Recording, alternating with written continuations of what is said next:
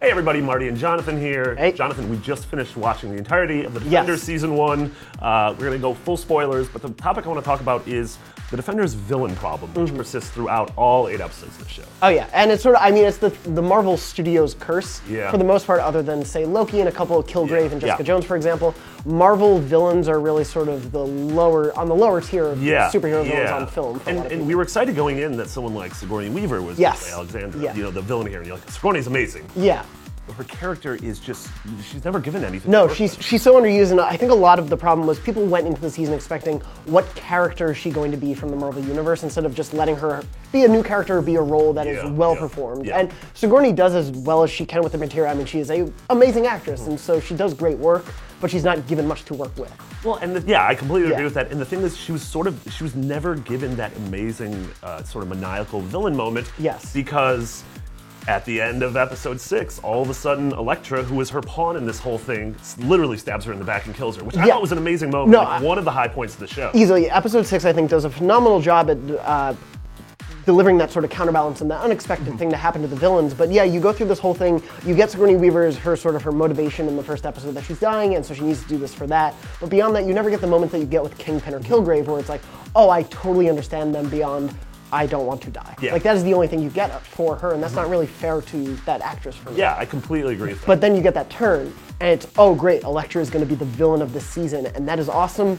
And then it doesn't really go anywhere with that as well as it should. I completely agree. And it's like, yes, she's a lot more sort of menacing, and she has a better screen presence than the rest of the Fingers do, and the rest of the members of the Hand. But it's just her motivations, and I think everyone's motivations ultimately for what they want from the substance is lacking. I mean, it's ultimately just, we want these dragon bones for immortality, and it might destroy New York City. Well, whatever.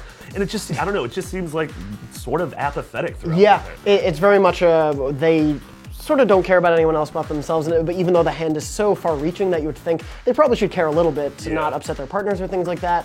But yeah, my whole thing for when Elektra steps in, I thought it was really going to add layers of complexity to that motivation because we have a history with her. Matt obviously has a history with her, and Elodie Yung, I think, is great as Elektra. I agree. And especially when she's not the blank slate that she has to be in the beginning of the season. When she gets to step into that role, she is so charismatic on screen, and she's great. And she delivers probably the most heartbreaking episode, the heartbreaking moment of this entire thing is when she's in Matt's apartment and she's silently walking around and she just curls up in his bed. That is, I'm getting chills as you talk about that moment. With zero dialogue, that is one of the most defining character moments of the season. Absolutely. But ultimately, I think in episode 8 and the finale, the payoff just isn't there. No, and it's very much a rehash of things that happened in Daredevil season 2 for the most part. And so, as she and Matt are fighting, it felt synonymous with what they did in that season. So I'm like, there hasn't been enough distance between this for this to really feel like an emotional sort of resurgence that I needed or wanted, and so it just kind of falls flat a little bit for me. As much as I think they're both great together and they do what they can, it didn't really pay off as I wanted to in the finale of this series. Yeah, I completely agree. And like, you know, despite the fact that this had, you know, far and away the most villains of any of the show,